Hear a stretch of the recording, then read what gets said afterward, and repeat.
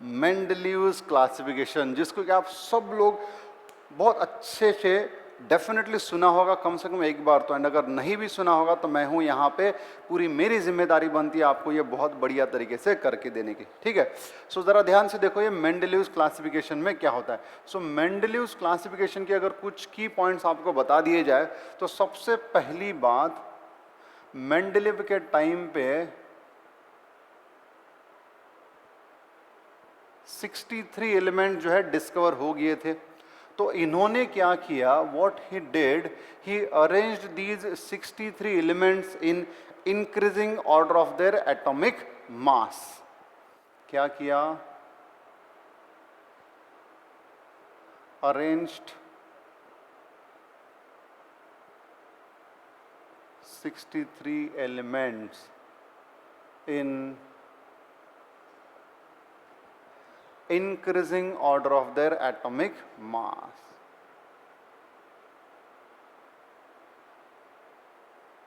In increasing order of atomic mass, ठीक है।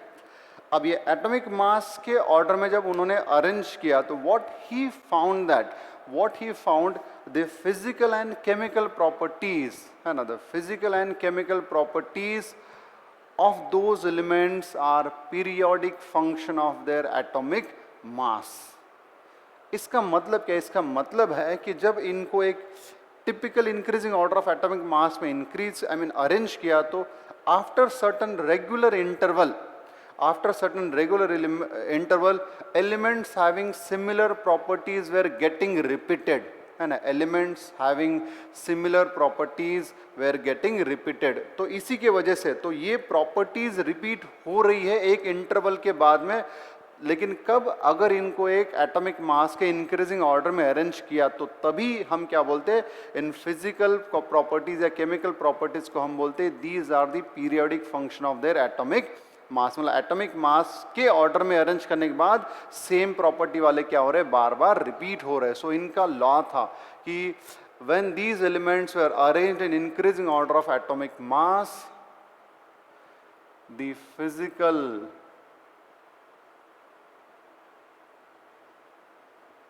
and chemical properties were found to be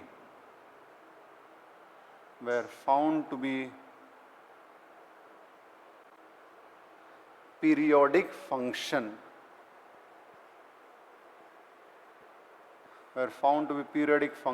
of their atomic mass, ठीक है। सो ये आपका यहां से आपको मेन ध्यान रखना है, when arrange increasing order of atomic mass the physical and chemical properties were found to be the periodic function of their atomic mass. इसी का मतलब क्या होता है, means the elements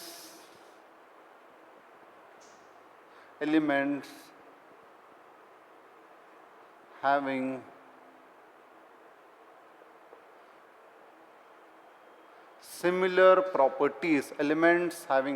properties, were repeated, after certain regular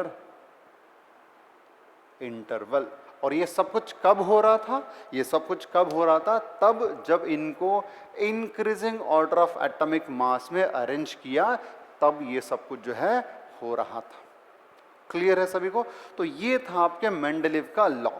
लेकिन इनको Mendeleev ने इन 63 elements को increasing order of atomic mass में अरेंज करते टाइम एग्जैक्टली क्या किया था, एंड फिर कैसे उन्होंने उनको अरेंज किया, फिर ये कैसे प्रॉपर्टीज उनके सामने आए, तो उसके भी कुछ पॉइंट्स हमको यहाँ पे समझना बहुत ज़रूरी है। So while studying the properties, exactly उन्होंने क्या देखा था। So while studying these properties what he studied is actually he made the, है ना, he made the compounds of these elements with oxygen and hydrogen, as these are very reactive with almost all the elements. तो उन्होंने क्या किया, जितने भी elements थे उनके ऑक्सीजन एंड हाइड्रोजन के साथ में रिएक्शन करके कंपाउंड्स बनाए, एंड फिर उन कंपाउंड्स के जो केमिकल फॉर्मूले आ रहे थे, उनके जो प्रॉपर्टीज आ रहे थे, उस बेसिस पे उन्होंने क्लासिफिकेशन करना चालू किया. So what he did, he made the compounds of these elements with oxygen and hydrogen, and the chemical formula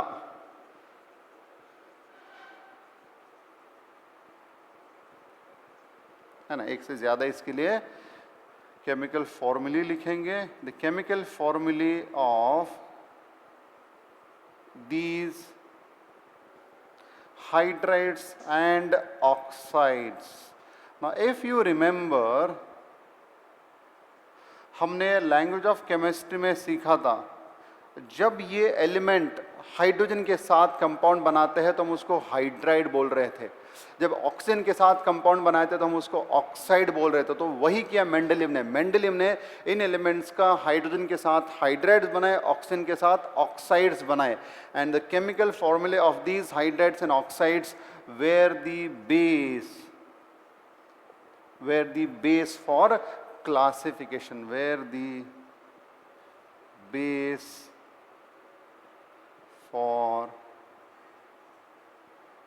classification of these elements. ठीक है, तो ये सब पढ़ के उन्होंने क्या किया था कि भैया फिर ये जो एलिमेंट्स हैं इनको एक टिपिकल फॉर्म में उन्होंने अरेंज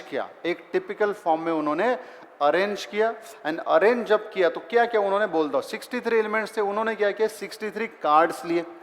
हर कार्ड के ऊपर उस एलिमेंट का ऑक्सीजन एंड हाइड्रोजन के साथ जो कंपाउंड बनता है उसका फॉर्मूला लिखा, उस एलिमेंट के प्रॉपर्टीज लिखे. ठीक है, एंड सब रख दिया. एंड बाद में जब ये 63 एलिमेंट्स को पूरी तरीके से उन्होंने उनके ऑक्साइड्स हाइड्राइड्स बनाए, उनके प्रॉपर्टीज भी उन्होंने उस कार्ड के ऊपर लिखे. बाद में उन्होंने क्या किया कि जिनके प्रॉपर्टीज सेम थे उन सबको सॉर्ट किया, सेग्रीगेट किया, एंड जिनके प्रॉपर्टीज सेम आ रहे थे उनको एक एक स्लॉट में ऐसा उन्होंने चिपका दिया, एक दूसरे के नीचे चिपका दिया. So ultimately he found that कि भैया जिनके प्रॉपर्टीज सिमिलर थे वो सब एलिमेंट्स ऑटोमेटिकली एक वर्टिकल कॉलम में एक दूसरे के नीचे अरेंज हो गए. क्या हो गए, वो ऑटोमेटिकली एक दूसरे के नीचे वर्टिकल कॉलम में जो है अरेंज हो गए. एंड ये कब हुआ, जब वो increasing order of atomic mass में उन्होंने फिर से इसको अरेंज किया. तो इसके लिए उन्होंने भी यही बोला कि when these elements were arranged in increasing order of atomic mass, it is found that the physical and chemical properties of those elements are periodic function of their atomic mass. यानी जैसे जैसे एटॉमिक मास बढ़ता जाएगा एक regular interval के बाद वही वाले एलिमेंट्स रिपीट होंगे जिनके प्रॉपर्टीज सिमिलर होंगे, है ना, जिनके प्रॉपर्टीज सिमिलर होंगे. यही उन्होंने बताया था. एंड ये बताने के लिए उन्होंने बेस क्या रखा, उन्होंने इन एलिमेंट्स के हाइड्राइड्स एंड ऑक्साइड्स बनाए. एंड ये सब करके उन्होंने पहला टेबल जो है अरेंज करके दिया था. एंड वो टेबल क्या था, सो मेंडलीव का ओरिजिनल पीरियोडिक टेबल क्या है, जरा उसके एटलीस्ट कुछ एलिमेंट जो है उनको हम यहाँ पे लिखने की कोशिश करेंगे, है ना, उनको यहाँ पे हम लिखने की कोशिश करेंगे. तो उन्होंने क्या किया था मेंडलीव्स ने, सो उन्होंने पहली बार तो क्या किया, ये जो टेबल बना उन्होंने उस टेबल में कुछ वर्टिकल कॉलम लिए एंड कुछ उन्होंने ऐसे हॉरिजॉन्टल रोज लिए थे, वर्टिकल कॉलम एंड हॉरिजॉन्टल रोज लिए थे. सो जरा ध्यान से देखना किस तरीके से उन्होंने किया था इसको. सो ये उन्होंने क्या किया, पहले टेबल लिखता हूं मैं, फिर उसके बाद में मैं इनके कुछ की प्रॉपर्टीज की भी बात करेंगे. सो ये आपका 1, ठीक है, फिर ये जिसको कि वर्टिकल कॉलम निकाल रहा हूँ, ठीक है, ये आपका फर्स्ट कॉलम, फिर ये आपका सेकेंड, फिर ये आपका थर्ड, फोर्थ, फिफ्थ, ठीक है ना, फिर ये आपका सिक्स्थ, फिर ये आपका 7th एंड फिर ये आपका 8th, ठीक है, इस तरीके से। अब देखो उन्होंने क्या किया, मैंने क्या बोला कि भैया इन्होंने इनके ऑक्साइड्स और हाइड्राइड्स पढ़े थे। क्या क्या था, इन्होंने इनके ऑक्साइड्स और हाइड्राइड्स पढ़े थे। अब देखो हमने पिछले चैप्टर में ये सीखा था, कि लिथियम जो है, अगर लिथियम का हाइड्राइड बनाते हैं तो लिथियम भी मोनोवैलेंट है, हाइड्रोजन भी मोनोवैलेंट है, तो इसका हाइड्राइड कैसा बनेगा, इसका हाइड्राइड बनेगा LiH। क्या बनेगा, LiH। फिर अगर लिथियम का एंड ऑक्सीजन का अगर हमको ऑक्साइड बनाने का है तो लिथियम की वैलेंसी है 1, ऑक्सीजन की 2, मतलब ये क्रॉस में जब बनेगा तो क्या हो जाएगा, ये Li2O ऐसा बनेगा। सिमिलरली अगर मैं नेक्स्ट जाता हूँ बेरिलियम के पास एंड उसका हाइड्रोजन के साथ, तो बेरिलियम की वैलेंसी है 2, हाइड्रोजन की 1, यानी ये कैसा बनेगा, ये बनेगा आपका BeH2, ठीक है। एंड अगर बेरिलियम का एंड ऑक्सीजन का, सो इसका 2 इसका 2 ये कट गया, ये क्या बन जाता है आपका BeO। तो ध्यान से देखना, अब जो हम ऑलरेडी सीख चुके हैं अब उसको यहाँ पे हम प्लेस करेंगे, आपको और ज़्यादा मज़ा आएगा, तो पहले मैं लिखता हूँ कि उन्होंने एलिमेंट्स को कैसे अरेंज किया। सो ये तो था आपका वर्टिकल कॉलम। फिर उन्होंने क्या किया, कुछ हॉरिजॉन्टल रोज लिए थे, जिसमें मैं कुछ ही ले रहा हूँ, ठीक है। तो यहाँ पे उन्होंने क्या किया, पहले वर्टिकल कॉलम में यहाँ पे उन्होंने लिया हाइड्रोजन के नीचे उन्होंने लिया लिथियम के नीचे आया आपका सोडियम, फिर आया आपका पोटेशियम, ठीक है ना। फिर पोटेशियम के बाद आया आपका यहाँ पे रूबिडियम, फिर आया सीजियम, फिर आया फ्रांसियम। अब ये कैसे आया, मैंने थोड़ी देर पहले बताया। उन्होंने क्या किया था, इन एलिमेंट्स के ऑक्साइड्स हाइड्राइड्स बनाए, इनके प्रॉपर्टीज पढ़े, एंड जब इन्होंने सिमिलर प्रॉपर्टीज वाले को सेग्रीगेट किया, अलग अलग ग्रुप में डाला, तो इन्होंने देखा कि ऑटोमेटिकली सेम प्रॉपर्टीज वाले एलिमेंट एक दूसरे के नीचे आते गए increasing order of their atomic mass में। सो ये पहले कॉलम में ये आ गए। फिर दूसरे कॉलम में उन्होंने देखा कि यहाँ पे आया था बेरिलियम, ठीक है। फिर बेरिलियम के नीचे है ना, फिर बेरिलियम के नीचे यहाँ पे आया इधर मैग्नीशियम। अच्छा ये तो बेटा थोड़ा सा ये मैंने क्या कर दिया, एकदम नए लेटेस्ट टाइप के हिसाब से लिखा था, ठीक है। ये जो मैंने लेटेस्ट स्टाइल के हिसाब से लिखा। अब देखना, तो मेंडलीव ने पहली बार जब उन्होंने अपना पीरियोडिक टेबल रखा था, तो पोटेशियम के बाद में उन्होंने क्या किया कि भैया यहाँ पे उन्होंने रखा था आपका, ये हो गया यहाँ पे कॉपर, ठीक है, ये हो गया आपका कॉपर। सो ये देखना, फिर यहाँ पे बेरिलियम के बाद मैग्नीशियम के बाद यहाँ पे लिया उन्होंने कैल्शियम, यहाँ पे उन्होंने लिया कैल्शियम, एंड फिर कॉपर के बाद यहाँ पे उन्होंने लिया ऐसे जिंक, ठीक है। यहाँ पे उन्होंने लिया इस तरीके से जिंक। फिर कॉपर के बाद यहाँ पे उन्होंने लिया रूबिडियम। क्या लिया, यहाँ पे उन्होंने रूबिडियम लिया बेटा, ठीक है। रूबिडियम के आगे इधर यहाँ पे उनको मिला स्ट्रॉन्शियम। क्या मिला, यहाँ पे उनको स्ट्रॉन्शियम मिला उनको यहाँ पे। फिर इधर रूबिडियम के बाद में उनको मिला था इधर सिल्वर। क्या मिला था बेटा, यहाँ पे उनको सिल्वर मिला था। फिर सिल्वर के बाद में यहाँ पे उनको मिला था सेजियम। क्या मिला यहाँ पे, सेजियम के बाद में इधर नीचे उनको मिला था गोल्ड। क्या मिला था, गोल्ड। तो ये इस तरीके से ये एलिमेंट्स एटॉमिक मास के ऑर्डर में, इंक्रीजिंग ऑर्डर में अरेंज हो गए।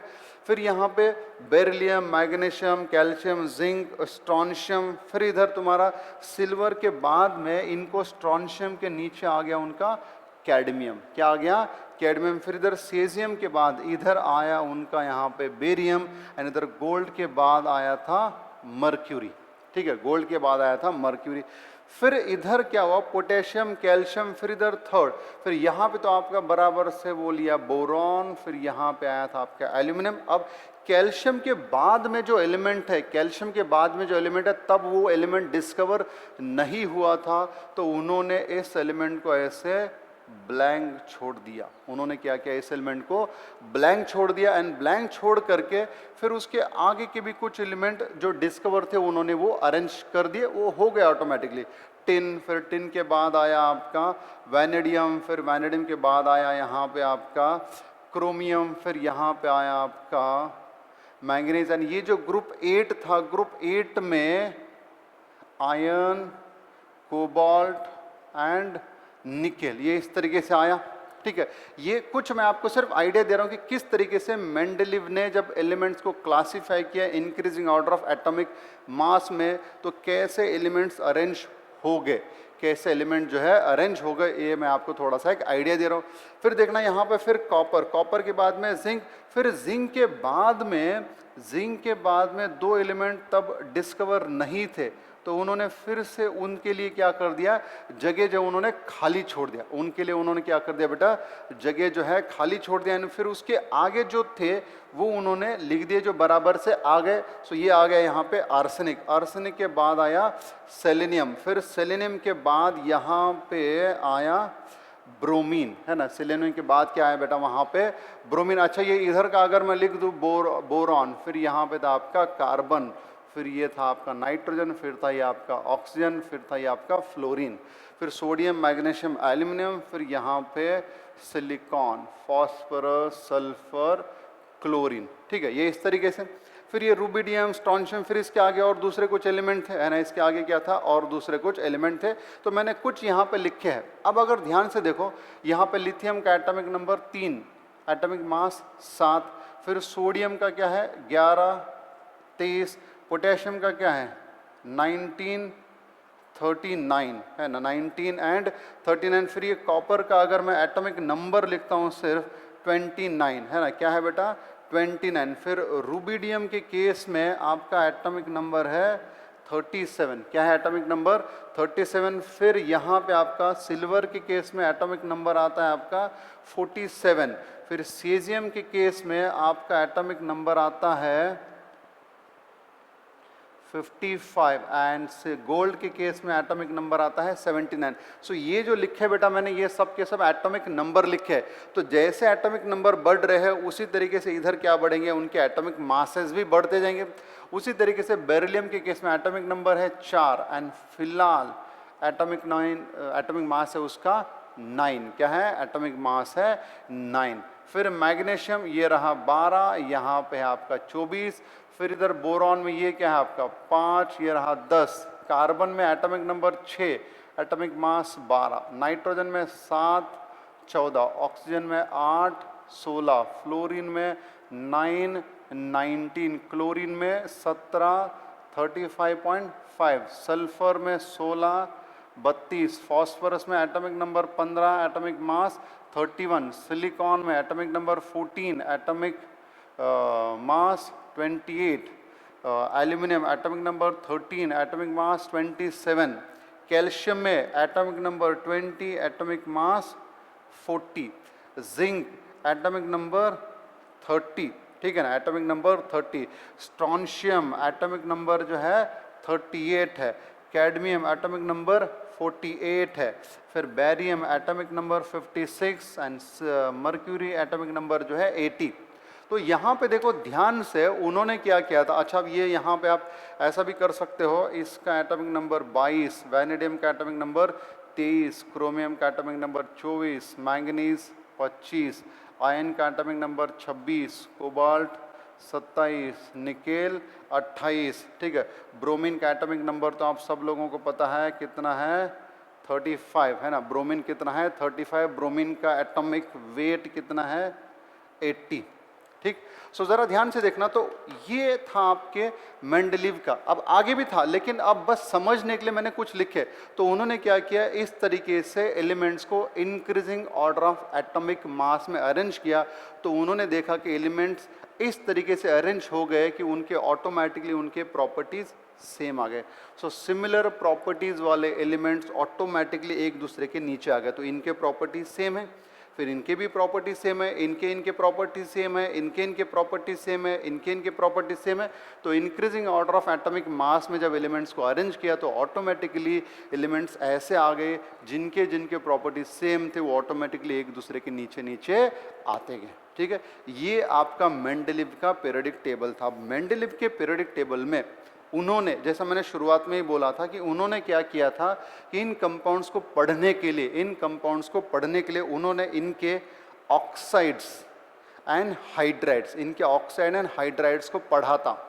एंड फिर उनको पढ़ के उन्होंने एक और आगे भी बात की। उन्होंने क्या किया, उन्होंने बोला ये वाला जो ग्रुप है, इस ग्रुप के, यानी जो वर्टिकल का, इस ग्रुप के जो एलिमेंट्स है वो एक पर्टिकुलर टाइप का एक पर्टिकुलर टाइप का ऑक्साइड बनाएंगे, एक पर्टिकुलर टाइप का हाइड्राइड बनाएंगे, जिसके लिए उन्होंने एक जनरल फॉर्मूला दिया। जरा आप खुद देखो, लिथियम का हाइड्राइड बनेगा तो LiH आएगा, सोडियम का बनेगा तो NaH आएगा, पोटेशियम का बनेगा तो KH आएगा, इस तरीके से, ठीक है। तो मतलब यहाँ पे अगर हम ये एलिमेंट को अगर हम R बोलते हैं, एलिमेंट को अगर हम R बोलते हैं, तो यहाँ पे हम ये बोल सकते हैं कि फर्स्ट ग्रुप के लिए the generic formula, first group के लिए the generic formula for hydrides will be, first group के लिए generic formula for hydrides.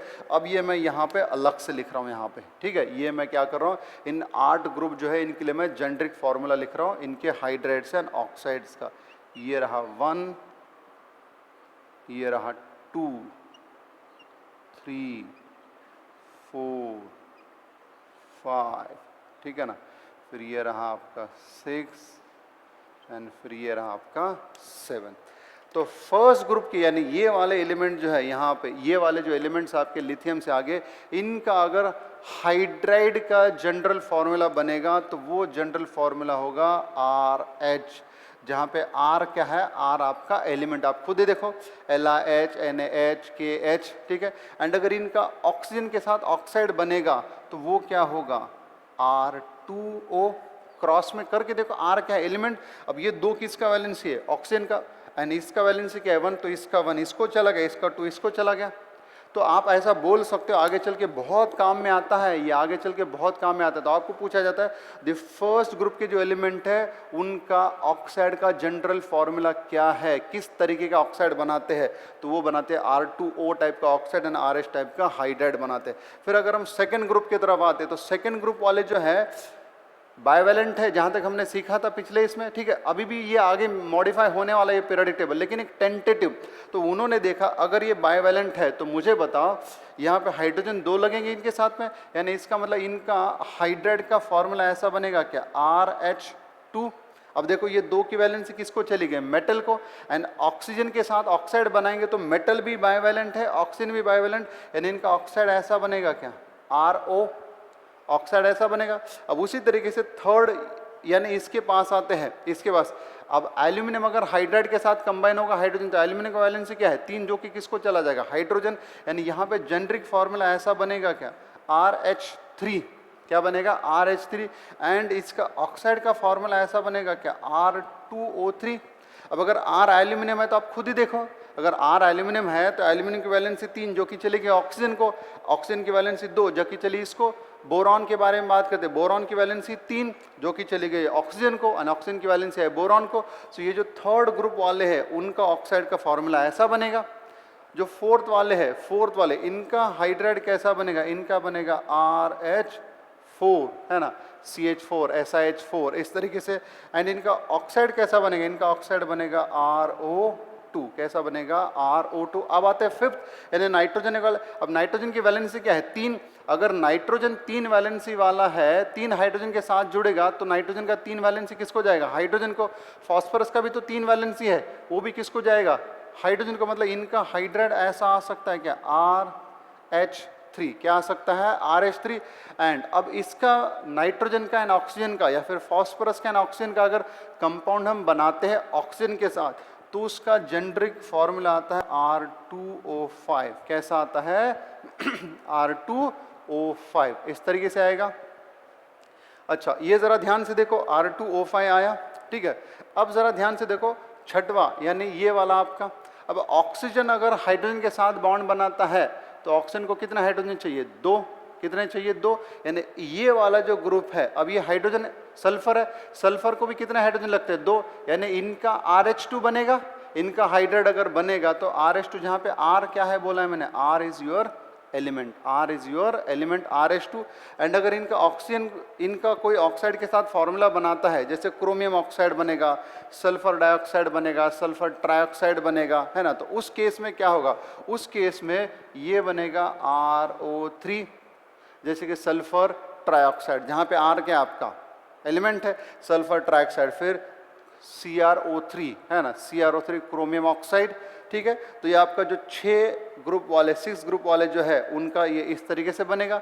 And सातवां जो है अब फ्लोरीन, सातवें में कौन है, सबके सब हाइड्रोजन है, फ्लोरीन, क्लोरीन, ब्रोमीन, आयोडीन, ये सबके सब मोनोवैलेंट है। तो इनका अगर हाइड्रोजन के साथ कंपाउंड बनेगा तो ये क्या बनेगा, RH, R is your hydrogen monovalent है। एंड अगर इनका ऑक्सीजन के साथ कंपाउंड अगर बनता है, अगर इनका ऑक्सीजन के साथ कंपाउंड बनता है तो ये देखो क्या बनेगा, R2O7, क्या बनेगा, R2O7, इस तरीके से बनेगा यहाँ पे। क्लियर है भाई सभी को एकदम से, ठीक है ना, किसी को कोई कंफ्यूजन यहाँ पे।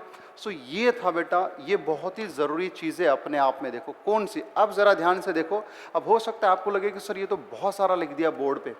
अब यहाँ पे समझने वाली, ध्यान रखने वाली चीज़ें क्या हैं। एक, मेंडेलीव ने ये बोला, when these elements are arranged in increasing order of their atomic mass, it is found that the elements having similar properties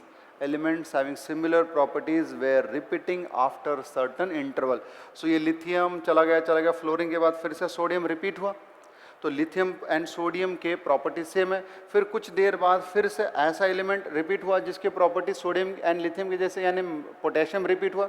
तो ये तो उसने यही बोला कि भैया the physical and chemical properties of elements are periodic function of their atomic masses. ये बहुत इंपॉर्टेंट वाला पॉइंट बोला। एंड इस बेसिस पे उन्होंने जो पीरियोडिक टेबल अरेंज किया, जो किस बेसिस पे अरेंज किया था, उन्होंने by forming the hydrides and oxides of those 63 elements known during that time, ठीक है ना, known during that time।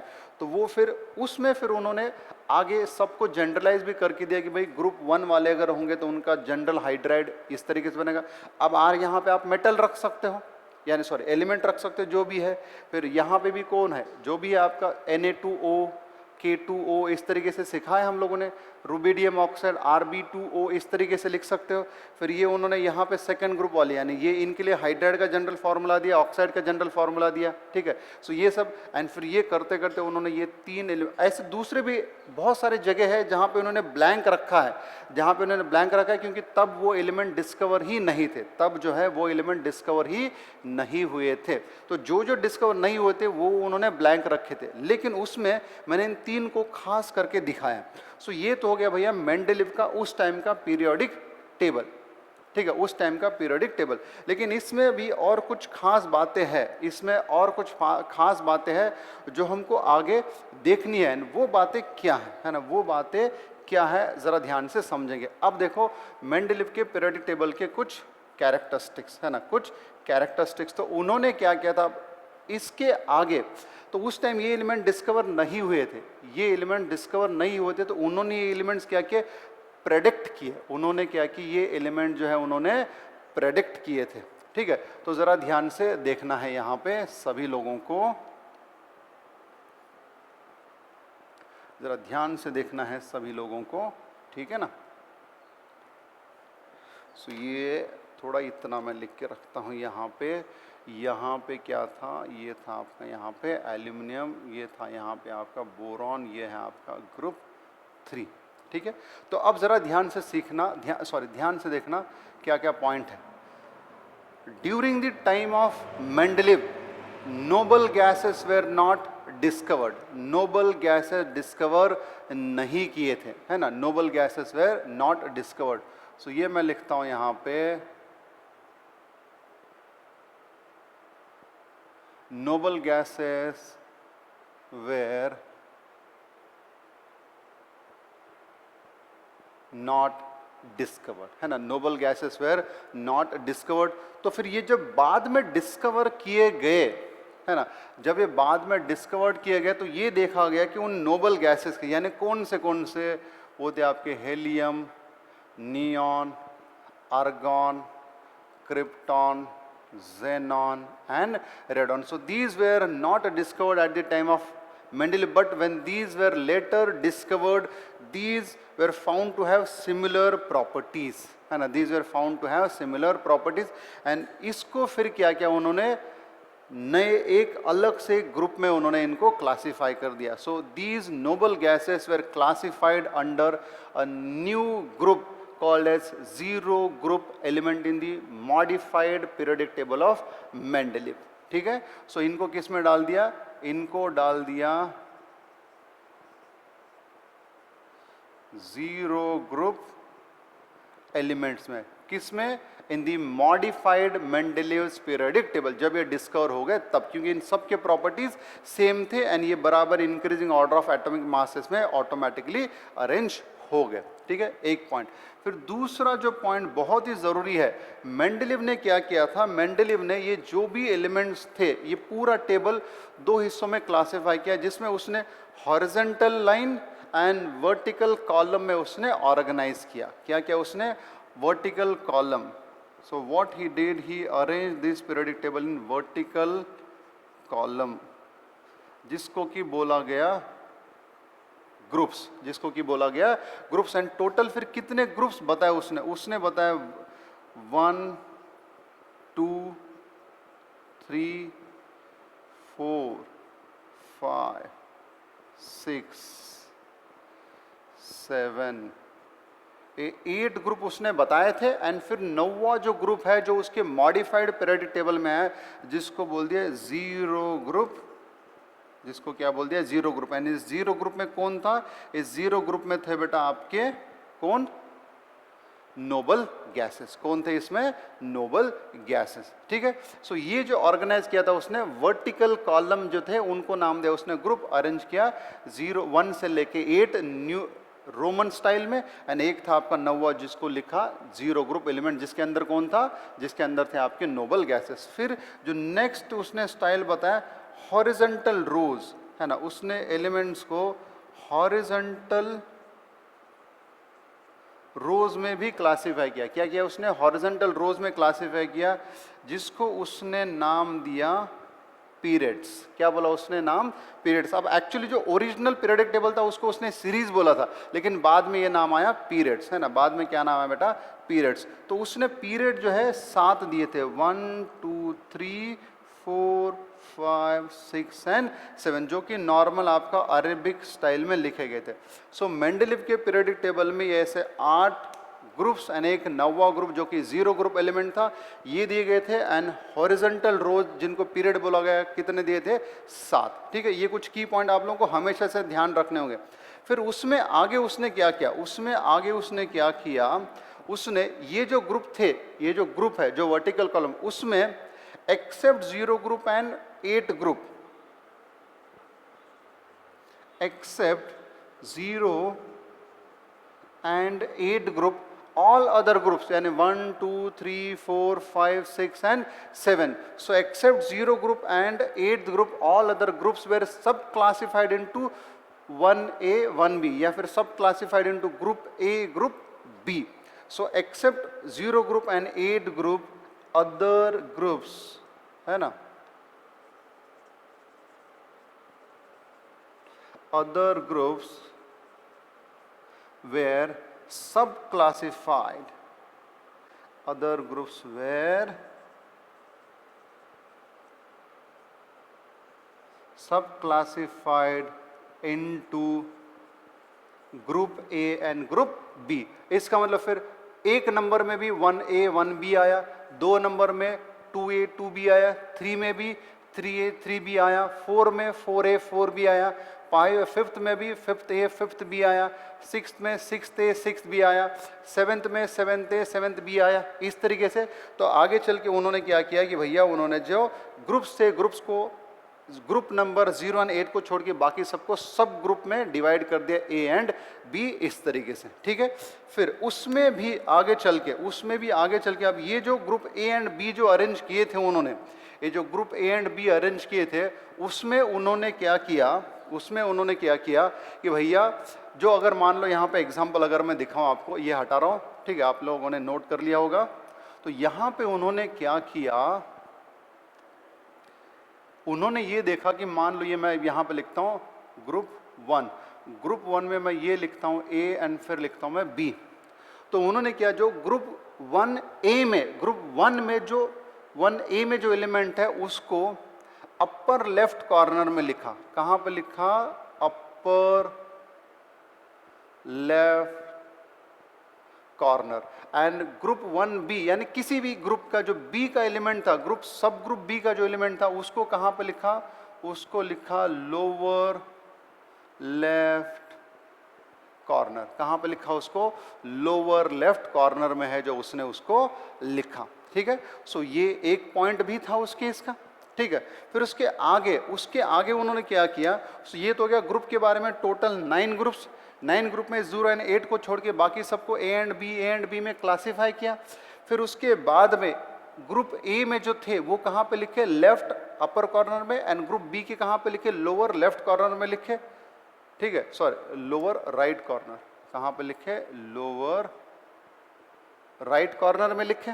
ठीक है, एंड ये कहाँ पे लिखे, ये वाले अपर लेफ्ट कॉर्नर में लिखे। फिर उसके बाद वो चले गए इसमें पीरियड्स में। तो उन्होंने क्या किया, पीरियड में पीरियड नंबर 4, 5, 6 एंड 7 जो था, पीरियड नंबर 4, 5, 6 एंड 7 यानी ये वाला देखो, ये पहला रो, ठीक है, सॉरी पहला हाइड्रोजन का, फिर ये दूसरा है, फिर तीसरा, ये वाला फोर्थ, फिफ्थ, फिर इसके नीचे 6, फिर उसके नीचे 7। तो उन्होंने क्या किया, ये जो group number 4 sorry row number period number 4, 5, 6 and 7, इनको हर एक पीरियड को उन्होंने फिर से 2-2 इक्वल टुकड़ों में बांट दिया।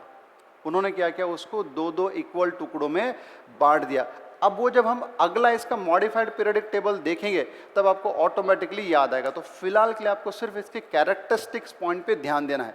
सो पहला, कितने ग्रुप, कितने पीरियड्स। ठीक है, फिर कौन से ग्रुप को सब ग्रुप किया था, किसको नहीं किया था, एंड फिर किस पीरियड में फिर से 2-2 हिस्सों में बांटा गया था। पीरियड नंबर 4, 5, 6, 7 इनको 2-2 हिस्सों में फिर से उन्होंने क्या किया था, बांटा गया था। ग्रुप में सब ग्रुप ए का एलिमेंट किधर लिखा था, upper left corner, and B का लोअर राइट कॉर्नर में लिखा था। जब हम इसका मॉडिफाइड पीरियोडिक टेबल लिखेंगे तो आपको खुद ब खुद समझ में आएगा। तो ये उसके कुछ की पॉइंट्स थे।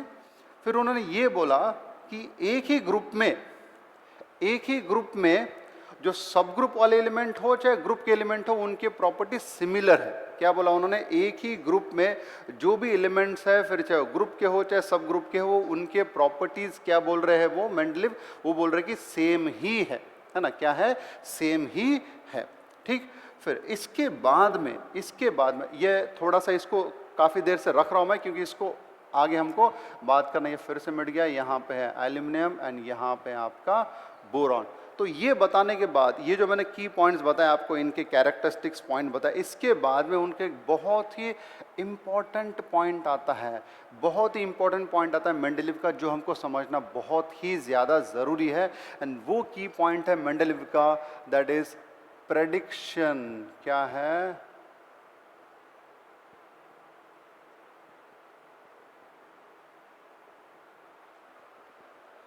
Prediction of element. क्या है, प्रेडिक्शन ऑफ एलिमेंट। तो अब देखो, मैंने क्या बोला था, मेंडलीव के पीरियोडिक टेबल में उस टाइम सिर्फ 63 एलिमेंट्स थे, मतलब आज की डेट में 118 है। तो उस टाइम कई सारे एलिमेंट अननोन थे। तो उन अननोन एलिमेंट में भी उन्होंने इन 3 एलिमेंट्स के बारे में कुछ प्रेडिक्शन किया था। उन्होंने इन 3 एलिमेंट्स के बारे में प्रेडिक्शन किया था, जो आगे चल के विंकलर नाम के साइंटिस्ट ने यहाँ के 2 एलिमेंट डिस्कवर किया, and it was found that जो प्रॉपर्टीज मेंडलीव ने प्रेडिक्ट किए थे एग्जैक्टली सेम या उसके ऑलमोस्ट नियर वाले प्रॉपर्टीज इन नए एलिमेंट्स के डिस्कवर हो गए। तो ये अपने आप में बहुत ही बढ़िया तरीके की भविष्यवाणी थी, जो कि इवन महाभारत रामायण में भी कभी नहीं हो पाई थी। तो ये मेंडलीव का प्रेडिक्शन ऑफ एलिमेंट का जो बारे में है वो बहुत ही ज़रूरी। तो उन्होंने किया था, ही प्रेडिक्टेड 3 एलिमेंट्स।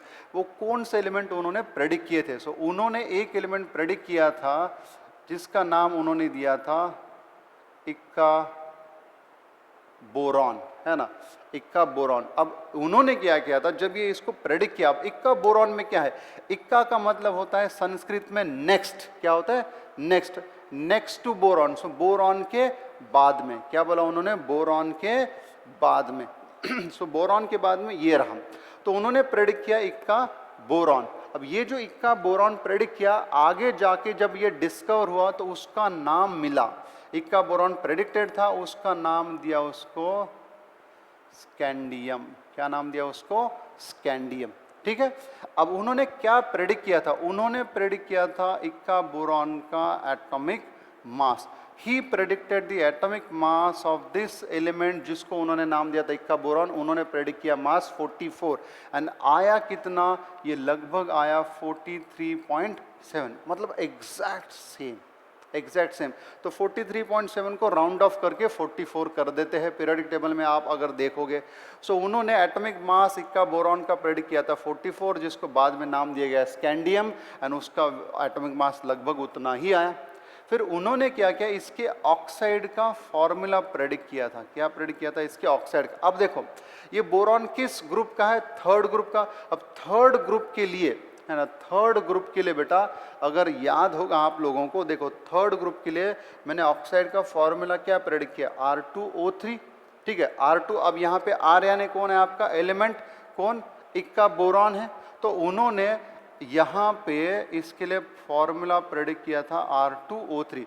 एंड जब स्कैंडियम डिस्कवर हुआ, तो स्कैंडियम का जो ऑक्साइड बना वो बना Sc2O3। तो वही है, R यानी कौन है, एलिमेंट है, ठीक है। फिर उन्होंने क्या किया, इसी का एक सल्फेट भी प्रेडिक्ट किया था। तो सल्फेट क्या मिलेगा, अब सल्फेट भी क्या है आपका, बाइवेलेंट है, ठीक है। सल्फेट भी क्या है आपका, बाइवेलेंट, मतलब ये क्या मिलेगा, R2SO4 टेकन थ्राइस, क्योंकि R का वैलेंसी 3, इसको मतलब R आपका कैसा है, ट्राइवेलेंट। तो यह बाद में स्कैंडियम का जब सल्फेट देखा गया तो ये ऐसा है Sc2SO4 टेकन थ्राइस। तो देखो मतलब ये predicted properties and chemical formula थे एंड ये मिल गए, मतलब लगभग सेम ही, ऑलमोस्ट सेम, क्या है, ऑलमोस्ट सेम है। सो ये था, उन्होंने एक एलिमेंट प्रेडिक्ट किया था इक्का बोरॉन, इक्का का मतलब होता है नेक्स्ट टू बोरॉन, एंड उसका नया नाम क्या था, स्कैंडियम। ये वेट प्रेडिक्टेड था, ये आया। उसके ऑक्साइड का, सल्फेट का ये फॉर्मूला प्रेडिक्टेड था, ये आया, ठीक है। अब उन्होंने जो दूसरा एलिमेंट जो प्रेडिक्ट किया था, वो एलिमेंट था ये वाला, इक्का एल्यूमिनियम। क्या प्रेडिक्ट किया था उन्होंने, इक्का एल्यूमिनियम। अब ये इक्का एल्यूमिनियम जो प्रेडिक्ट किया था, उसका बाद में जब डिस्कवरी हुई तो उसको नाम दिया गैलियम। क्या नाम दिया उसको, गैलियम, ठीक है। अब इक्का एल्यूमिनियम का वेट जो है, इक्का एल्यूमिनियम का जो वेट है, उन्होंने प्रेडिक्ट किया था 68, दैट इज एटॉमिक मास या फिर एटॉमिक वेट। उन्होंने प्रेडिक्ट किया था बेटा 68, लेकिन आया कितना, 70। तो ऑलमोस्ट सेम ही तो है यार, ऑलमोस्ट सेम ही है, ठीक है। फिर इसके ऑक्साइड का, एल्यूमिनियम किस ग्रुप का है, थर्ड ग्रुप का ऑक्साइड क्या है, R2O3, ठीक है। तो फिर इक्का एल्यूमिनियम के लिए भी उन्होंने ऑक्साइड का फॉर्मूला प्रेडिक्ट किया था R2O3। एंड जब गैलियम बना, डिस्कवर हुआ, जब गैलियम का ऑक्सीजन के साथ रिएक्शन किया एंड उसका ऑक्साइड बनाया, तो उसका फॉर्मूला आया Ga2O3। क्या आया उसका फॉर्मूला, Ga2O3। मतलब जो प्रेडिक्ट कर रहे थे वो सब कुछ सही हो रहा था। फिर उन्होंने क्या किया, इसका हलाइड प्रेडिक्ट किया था। उन्होंने क्या किया, इसका हलाइड। अब हलाइड कैसा है, monovalent, chlorine, bromine, iodine, fluorine, ये सब कैसे है, मोनोवैलेंट है। अब अगर एल्यूमिनियम का हलाइड के साथ, सो ये रहा एल्यूमिनियम, ये रहा हैलोजन, एक्स एन हैलोजन, तो ये मोनोवैलेंट, ये ट्राइवैलेंट, इसको आएगा, इसको आएगा, यानी ये क्या बनेगा, Al(X3). तो Rx3 लिख सकते हैं क्या, जनरल अगर लिखना है तो क्या लिख सकते हैं, Rx3। तो उन्होंने क्लोराइड, लिखता हूँ चलो, उन्होंने क्या किया था, इस इक्का एल्यूमिनियम का क्लोराइड का जो फॉर्मूला है प्रेडिक्ट किया था। और उन्होंने बोला था अगर ये जो भी कोई इक्का एल्यूमिनियम डिस्कवर होगा, उसका रिएक्शन अगर क्लोरीन के साथ करते हैं तो उसका फॉर्मूला बनेगा ऐसा RCl3। क्या बनेगा, RCl3। एंड जब एक्चुअल में गैलियम डिस्कवर हुआ एंड गैलियम का क्लोरीन के साथ कंपाउंड बना, तो ये बना GaCl3। तो Gar है आपका, एग्जैक्ट सेम आ रहा है जैसा उन्होंने प्रेडिक्ट किया था। ज़बरदस्त, मतलब ऐसा हम कभी भी प्रेडिक्ट नहीं कर सकते। हमारे घर वाले भी बोलते हैं कि भैया तुम्हारे लिए भगवान ने कोई बहुत बढ़िया तरीके से बना के रखा या रखी है, लेकिन उनका प्रेडिक्शन भी सही नहीं होता बेटा, ठीक है। सो ये आपका इक्का बोरॉन का प्रेडिक्शन, ये स्कैंडियम एक्चुअल में डिस्कवर हुआ, ये इक्का एल्यूमिनियम का प्रेडिक्शन, ये गैलियम एक्चुअल डिस्कवर हुआ। देखो उनके प्रॉपर्टीज लगभग सेम है। फिर उसके बाद तो यहाँ पे ये जो आपका ये जो आपका स्कैंडियम आया इस वाले बॉक्स में, इस वाले बॉक्स में आया आपका स्कैंडियम जिसका एटॉमिक नंबर है 21, ठीक है। फिर यहाँ पे जो है आया आपका गैलियम जिसका एटॉमिक नंबर है 31, ठीक है। तो ये कई सारे अनडिस्कवर्ड में से ये 3 प्रेडिक्ट किए थे, जिसमें से 2 पता कि अब तीसरे की बात करते हैं। तो जो तीसरा एलिमेंट जो उन्होंने प्रेडिक्ट किया था, जो तीसरा एलिमेंट उन्होंने प्रेडिक्ट किया था वो एलिमेंट था बेटा आपका इक्का सिलिकॉन। क्या प्रेडिक्ट किया था उन्होंने? इक्का सिलिकॉन, ठीक है। अब सिलिकॉन किस ग्रुप में? फोर्थ ग्रुप में। सिलिकॉन किस ग्रुप में? फोर्थ। अब इक्का सिलिकॉन ये प्रेडिक्टेड नेम था, लेकिन जब बाद में, अब इक्का का मतलब है नेक्स्ट, तो नेक्स्ट टू सिलिकॉन क्या था? Next to silicon. तो सिलिकॉन के नेक्स्ट कौन है? यहाँ पे ये रहा आपका, ठीक है। सिलिकॉन, ये बोरॉन के नेक्स्ट ये था, एल्यूमिनियम के नेक्स्ट ये था, सिलिकॉन के नेक्स्ट कौन है? ये वाला। तो फिर उसका नाम जब डिस्कवर हुआ तो उसका नाम आया जर्मेनियम। इक्का सिलिकॉन जब डिस्कवर हुआ तो उसको नाम दिया गया जर्मेनियम, ठीक है। अब जर्मेनियम का एटॉमिक मास, इक्का सिलिकॉन का एटॉमिक मास प्रेडिक्ट किया गया था 72 एंड जर्मेनियम का आया 72.6, ठीक है। इक्का सिलिकॉन का मास प्रेडिक्ट किया था 72 एंड जर्मेनियम जब डिस्कवर्ड हुआ तो उसका मास आया 72.6। फिर जब इक्का सिलिकॉन का ऑक्साइड, इक्का सिलिकॉन के ऑक्साइड का फॉर्मूला तो उन्होंने पहले डिस्कवर कर रखा था। फोर्थ ग्रुप के ऑक्साइड का फॉर्मूला क्या है? RO2। तो ये यहाँ पे उन्होंने इसके ऑक्साइड का फॉर्मूला दिया था RO2। अब R यानी कौन है? एलिमेंट। अब एलिमेंट कौन है? Germanium, GE। तो जर्मेनियम का जब ऑक्साइड बनाया तो उसका फॉर्मूला आया GeO2। क्या आया बेटा? GeO2। तो जैसा जैसा वो बोलते गए वैसा वैसा आया। फिर उन्होंने क्या किया, इस इक्का सिलिकॉन का क्लोराइड के साथ उन्होंने फॉर्मूला प्रेडिक्ट किया था। क्लोराइड के साथ फॉर्मूला जब प्रेडिक्ट किया तो उन्होंने formula RCl4, R is your silicon, है ना, R is your silicon, SiCl4। तो R के जगह पे जब यहाँ पे जर्मेनियम का रिएक्शन किया गया तो फॉर्मूला आया GeCl4। मतलब जैसा प्रेडिक्ट किया था वैसा ही आया। सो ये अपने आप में बहुत ही ज़बरदस्त तरीके की, बहुत ही खूबसूरत सक्सेसफुल हिस्ट्री थी। आई मीन बहुत ही बड़ा सक्सेस था अपने आप में, एक माइलस्टोन था। तो ये जो है बेटा यहाँ पे आज के इस लेक्चर में हमने देखा मेंडलीव ने उस टाइम पे डिस्कवर किया, आई मीन उस टाइम पे उन्होंने जो क्लासिफिकेशन किया था, एक टेबल प्रपोज किया गया था उस टाइम के 63 एलिमेंट्स के लिए, उसकी हमने बात की। उसने कुछ एलिमेंट जो डिस्कवर नहीं थे उस टाइम उनको प्रेडिक्ट किया था, एंड जब वो डिस्कवर हुए तो क्या आए उनके प्रॉपर्टीज़, एंड वो बहुत सक्सेसफुल रहा, इसके बारे में बात किया। अब अगले लेक्चर में हम बात करेंगे मेंडलीव का मॉडिफाइड पीरियडिक टेबल। मेंडलीव का मॉडिफाइड पीरियडिक टेबल, जिसमें मैंने आपको अगर याद होगा तो मैंने आपको क्या बोला था, जो ग्रुप 0 और 8 को छोड़ के बाकियों को सब ग्रुप किया गया था ए बी केस में। एंड फिर मैंने आपको बोला था कि जो आपका पीरियड नंबर 4, 5, 6 एंड 7 है, इनको फिर से 2 इक्वल हिस्सों में बांटा गया था।